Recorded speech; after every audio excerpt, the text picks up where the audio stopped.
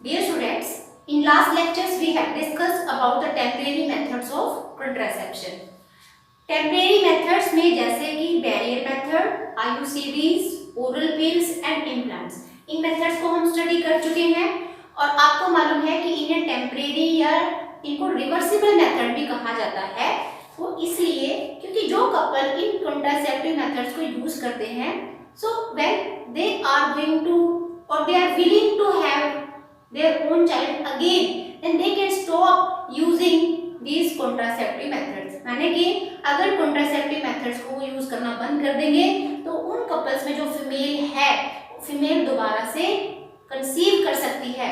These methods can be revert back and make the female to conceive again। लेकिन in temporary methods के अलावा एक और option couples के लिए होता है जिसको आप परमानेंट कॉन्ट्रासेप्टिव मेथड कहते हैं। अब जब हमने परमानेंट वर्ड यूज किया तो ऑब्वियसली इनको आप इरिवर्सिबल मेथड्स भी कह सकते हैं, यानी कि अगर एक बार ये कॉन्ट्रासेप्टिव मेथड उस कपल ने अडॉप्ट किया है तो वो लाइफ टाइम के लिए दोबारा से they are not going to have their own child again.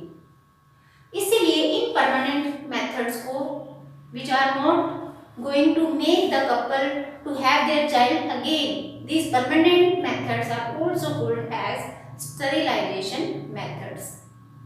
हालांकि ये बात हमें क्लियर होनी चाहिए कि जो भी आज हम डिस्कस करेंगे, जिन परमानेंट मेथड्स की हम बात करेंगे, उनमें एग प्रोडक्शन या स्पर्म प्रोडक्शन प्रोसेस पर कोई भी नेगेटिव इफेक्ट नहीं पड़ता। मतलब ये प्रोसेसेस एज यूजुअल मेल या फीमेल के लिए चलती रहती हैं, लेकिन हम उन्हें स्टेराइल या स्टेरिलाइजेशन टेक्निक क्यों कह रहे हैं, मेथड क्यों कह रहे हैं, क्योंकि इन मेथड्स में बेशक मेल या फीमेल एग या स्पर्म प्रोडक्शन कर रहे हैं, but they are not going to have their own child again in their life time.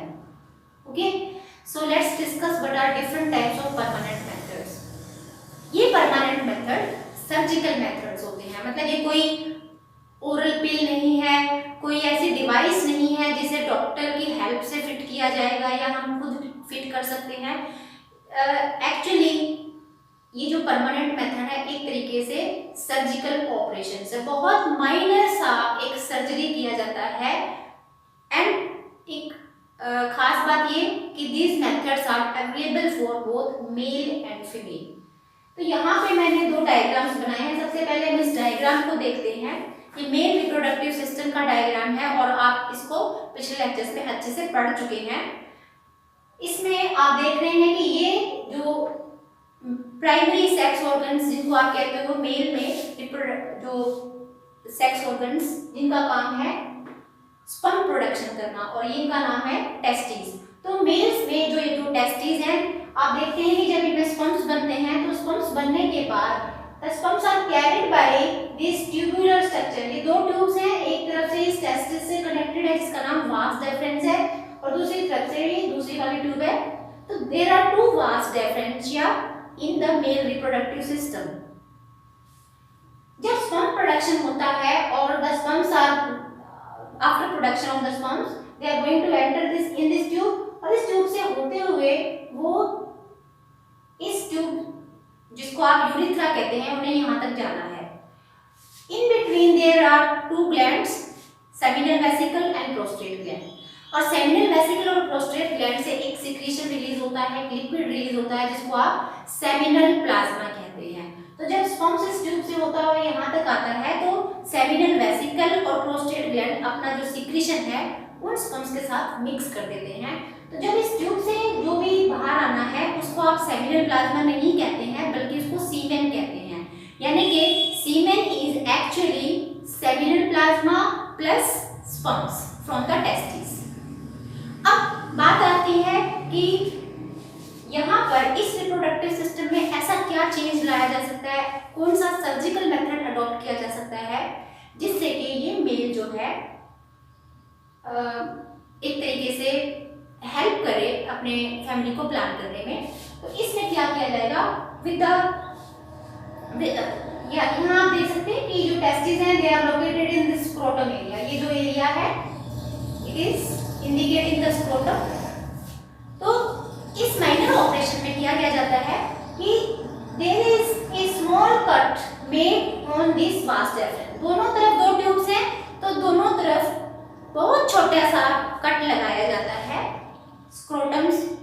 वाले एरिया से और इन वास डेफरेंस को टाई अप कर दिया जाएगा। Means the vas deferens are cut and they are tied. Why we are tying the vas deferens? Because we want to block this tubes. हम इनको tie करने का मतलब है कि इन दोनों ट्यूब्स को ब्लॉक कर दिया गया है। अब इसका क्या एडवांटेज मिलने वाला है? इस ब्लॉकेज से होगा क्या कि टेस्टिस में स्पम्स बन रहे हैं। याद रखिएगा ये स्पम्स एज इट इज ऐसे ही प्रोडक्शन का चलता रहता है। स्पम्स प्रोडक्शन तो होगा, वो वास डेफरेंस में यहाँ तक भी आ जाएंगे, लेकिन क्योंकि ट्यूब आगे से ब्लॉक कर दी गई है तो it is not going to pass in this area and then can join the secretion of the seminal vesicle and prostate gland. इनके सीक्रेशन में मिक्स नहीं हो पाएंगे। अब जो सेल्स हैं इनका क्या होगा? जो स्पम्स आगे नहीं हो पा रहे हैं, स्पम्स हमारी बॉडी की दूसरी सेल्स की तरह से ही होते हैं। इनका भी एक फिक्स लाइफ स्पान होता है। क्योंकि ये आगे नहीं जा पाते तो ये यहीं पर डीजनरेट हो जाएंगे यानी खत्म हो जाएंगे। कोई नेगेटिव इफेक्ट इसका बॉडी पे नहीं पड़ रहा है। Sperm production as it is जारी है। इसी तरीके से अगर बात करें इनकी सेमिनल वेसिकल और प्रोस्टेट ग्लैंड की, तो सेमिनल वेसिकल और प्रोस्टेट ग्लैंड भी as it is seminal plasma बना रहे हैं। वही सेम लिक्विड यूरिथ्रा से बाहर आना है। सिर्फ एक डिफरेंस यहाँ पे जरूर होगा कि वो सेमिनल प्लाज्मा होगा ना कि सीमेन। सीमेन हम उसको तब कहते हैं जब उसमें स्पर्म ऐड होते। तो अब आप जानते हो कि सेमिनल प्लाज्मा बाहर आएगा। पेनिस क्योंकि एक ऐसा इनसेमिनेटिंग ऑर्गन है जो फीमेल बॉडी में सीमेन को डिपॉजिट करता है, लेकिन अब क्योंकि ये सीमेन नहीं है, ये सिर्फ सेमिनल प्लाज्मा है, means it is not having sperms. So जब ये फीमेल बॉडी में डिपॉजिट किया जाएगा इजैकुलेशन के टाइम, तो उससे स्पर्म्स जो है क्योंकि वो तो यहीं पे ब्लॉक हो गए हैं, they are not going to enter in female body and this is a very good method of contraception. यहाँ पर डिवाइस यूज नहीं की गई है, सिर्फ एक बहुत छोटा सा माइनर सा ऑपरेशन जो बहुत जल्दी रिकवर भी हो जाता है। और इसमें एक और फायदा ये है कि the reproductive health of the male is not affected in any way. Seminal plasma means seminal vesicle, prostate glands are secreting their chemicals as it is. The testes is it is undergoing the spermatogenesis process as it is. All the things are going in the same routine they are following, but what is main difference here? That the secretion is not having the sperms from the testes. तो इस method को हम कहते हैं vasectomy. Vasectomy this is A surgical permanent type of contraceptive method in which the vas deferens has cut and tied. It is actually blocked so that the sperms are not going to pass up to the urethra, and after urethra we know that they have to be deposited in the female body. So because they are blocked, their entry is blocked here, that's why the contraception is going to take place. ये था mails के अंदर। अब बात करते हैं females के अंदर। ये फीमेल रिप्रोडक्टिव सिस्टम है। अगर male permanent contraceptive method adopt कर सकते हैं, मतलब उनके पास ये ऑप्शन है, तो फीमेल्स के पास भी होता है। तो यहाँ पे आप देख रहे हो ये मैंने यूट्रस बनाया है, this is the representing uterus. ये ओवरीज है, दो ओवरीज हैं और इन दोनों ओवरीज के साथ जुड़ी हुई ये दो फैलोपियन ट्यूब्स हैं। अब हमने फीमेल रिप्रोडक्टिव सिस्टम भी अच्छे से पढ़ा है। हमें मालूम है कि जो स्पर्म्स हैं वो वजाइना से यूट्रस में एंट्री करेंगे सर्विक्स से होते हुए, और फिर यूट्रस से वो यहाँ पर एम्पुला पार्ट तक पहुंचेंगे जहाँ पर oocyte होती है। देखिए ओवरी से एग रिलीज होता है या oocyte सेकेंडरी oocyte रिलीज होती है and it releases up to the ampulla part. Suppose यहाँ पे मैंने ये रीजन पे एग या oocyte दिखाई है। तो जब स्पर्म्स एंट्री करते हैं तो they have to reach up to this fallopian tube और in the ampullar region so that they can fuse with that of oocyte और एग। अब क्योंकि यहाँ पर भी सेम वही बात है कि female is also having two tubes here, हम नहीं चाहते कि जो स्पर्म्स एंट्री हुई है वो स्पर्म्स जो है वो एग के साथ फ्यूज कर जाए। इसको अवॉइड करने के लिए यहाँ पर फीमेल्स में भी कुछ ऐसा ही किया जाएगा। देयर आर टू ट्यूब्स, तो दोनों ट्यूब्स को पे एक कट लगाया जाता है, दोनों ट्यूब्स के ऊपर कट लगाया जाएगा, उन्हें टाई अप कर दिया जाता है, यानी कि इन दोनों ट्यूब्स को भी ब्लॉक कर दिया जाएगा। अब ब्लॉक करने से यहाँ पर क्या एडवांटेज मिलने वाली है कि as usual the sperms are going to enter in the body. यहाँ पे स्पर्म्स की एंट्री पे कोई भी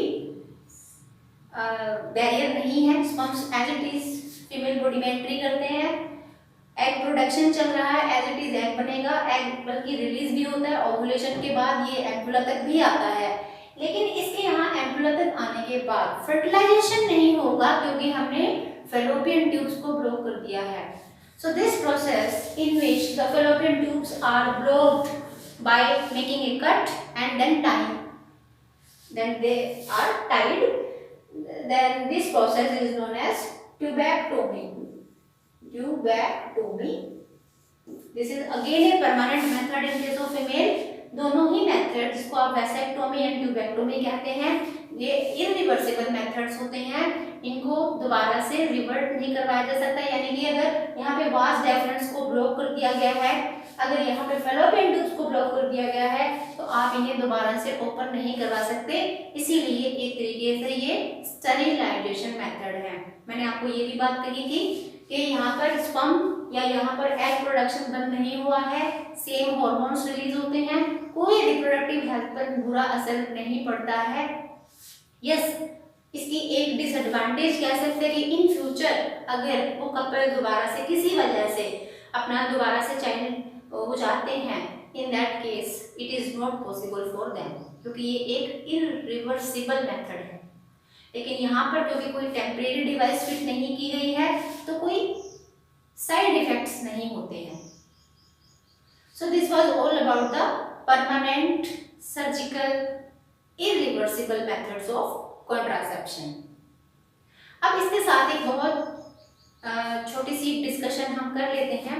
आपको सभी को मालूम है कि हमने टेम्परेरी और परमानेंट मेथड्स दोनों डिस्कस किए। दोनों में हमने देखा कि इनकी जरूरत है क्योंकि our India is facing the problem of population explosion, and to control that overgrowing population it is very necessary to have these contraceptive methods। और contraceptive methods में भी जो मेथड्स हैं उनमें या तो कुछ ऐसी डिवाइसेस हैं जो तरीके से डायरेक्ट काम कर रहे हैं, लेकिन कुछ ऐसे भी मेथड्स हैं जिनमें कुछ केमिकल्स भी होते हैं, जैसे कि हमने ओरल पिल्स या इम्प्लांट्स के बारे में बात की थी। ऐसे कुछ आईओसीडीज भी होते हैं जो हार्मोन्स रिलीज करते हैं। तो जब बात करते हैं कि क्या इनके हमारी बॉडी पे कोई साइड इफेक्ट्स होंगे या नहीं होंगे, अगर हम बात करें कि कौन सा मेथड हमें यूज करना चाहिए, किसी डॉक्टर की एडवाइस से हमें यूज करना चाहिए या इसमें कोई जरूरत नहीं होती डॉक्टर की रिकमेंडेशन की, तो यहाँ पे हम बात करते हैं स्पेशली उन मेथड्स की जिनमें केमिकल्स होते हैं। ये जरूर है कि ज़्यादातर जो भी कॉन्ट्रासेप्टिव मेथड्स होते हैं उनके साइड इफेक्ट्स बिल्कुल न के बराबर हैं, लेकिन यस फिर भी हम बिल्कुल 100% नहीं कह सकते कि कोई साइड इफेक्ट नहीं होगा। कुछ केसेस में ऐसा पाया गया है the person is going to face some ill effects like nausea, abdominal pain, breakthrough bleeding, irregular menstrual bleeding, and sometimes the cancer like problem, breast cancer or the cervix cancer is observed in some critical cases। तो ऐसा नहीं है कि हर type का contraceptive method हर किसी के लिए हर किसी की बॉडी में सूट करता है, फिट हो जाएगा। ये डिपेंड भी करता है अगर कोई पर्टिकुलर मेथड, सपोज एक फीमेल ओरल पिल्स ले रही है तो जरूरी नहीं है कि उस फीमेल में वो ओरल पिल्स उसकी बॉडी में कोई साइड इफेक्ट्स नहीं लाएंगी। तो अगर उसे लगता है कि she is not feeling well just because of taking of this oral pills, तो हमारे पास क्योंकि ऑप्शंस और भी हैं तो हम दूसरे ऑप्शंस को अडॉप्ट कर सकते हैं।